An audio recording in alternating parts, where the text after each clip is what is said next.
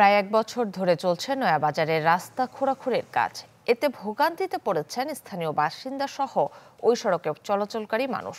দক্ষিণবঙ্গের যাতায়াতের অন্যতম প্রবেশদ্বার হওয়ায় খোঁড়াখুড়িতে বাবুবাজার সেতুতেই ঘন্টার পর ঘন্টা সময় চলে যায়। গুরুত্বপূর্ণ সড়কটিতে দ্রুত কাজ শেষ করতে সমন্বিত পদক্ষেপের তাগিদ বিশ্লেষকদের। সজল শেখের রিপোর্ট, ছবি তুলেছেন জেহাদ আরিফ। পুরাতন ঢাকার যানজট আর ঘনবসতির কুখ্যাতি অনেকেরই জানা। অবস্থা আরও শোচনীয় হয় যখন এই যানজট কবলিত রাস্তায় চলে খোঁড়াখুড়ি। এটাই হয়েছে নয়াবাজারের এই রাস্তায়। একদিন দুই দিন নয়, পয় নিষ্কাশনের লাইন সংস্কারের জন্য ১ বছর ধরে এভাবে রাস্তা খুঁড়ে রাখা হয়েছে।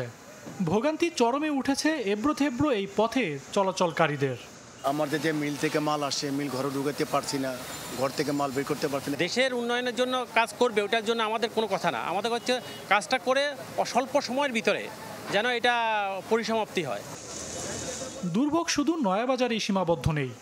এক পাশ কাটা রাস্তার প্রভাব পড়েছে বাবুবাজার সেতু পর্যন্ত। দক্ষিণবঙ্গ থেকে যারা ঢুকছেন তাদের 2 থেকে 3 ঘন্টা সময় লাগছে এই রাস্তা পেরুতে। আমাদের সর্বমোট মনে করেন 2 ঘন্টা 2.5 ঘন্টা লাগে গুলিস্তান পৌঁছতে মনের ঘাটের থেকে।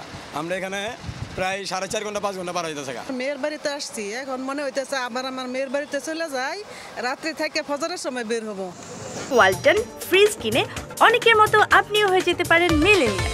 সেরা পণ্যের সেরা অফার। নয়াবাজার বা বাবুবাজার শুধু নয়, খোঁড়াখুড়ির ইট বালু সুরকি পাইপ আর গর্তে চলাচল করা দায় তাঁতিবাজার থেকে গুলিস্তানমুখী রাস্তায়ও।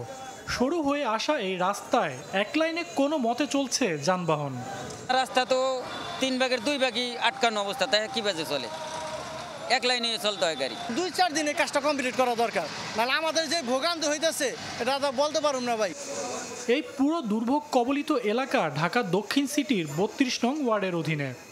এলাকার কাউন্সিলর স্বীকার করলেন 2 মাসের কাজ 8 মাসেও শেষ হয়নি। তবে এর দায় চাপালেন অন্যান্য সেবামূলক সংস্থার উপর। আমার এখানে ওয়াসা, ডিবিডেসা, তিতাস এগুলির সমস্যার কারণে আমার দীর্ঘতি হচ্ছে। আর তবুও আমি মনে করি খুব দূরত্বই কাজটা হচ্ছে। যোগাযোগ ও পরিবহন বিশেষজ্ঞ ডক্টর শামসুল হকের সাথে কথা হয় এ প্রসঙ্গে।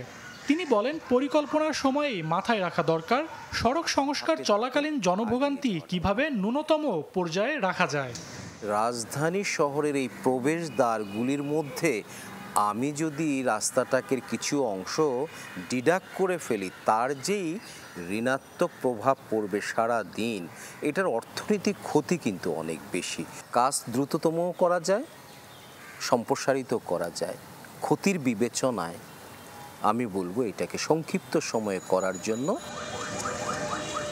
দীর্ঘদিন ধরে বাবুবাজার নয়াবাজারের সড়কটি খুঁড়ে রাখার কারণে এই সড়কে চলাচলরত সকল মানুষের সমস্যা হচ্ছে।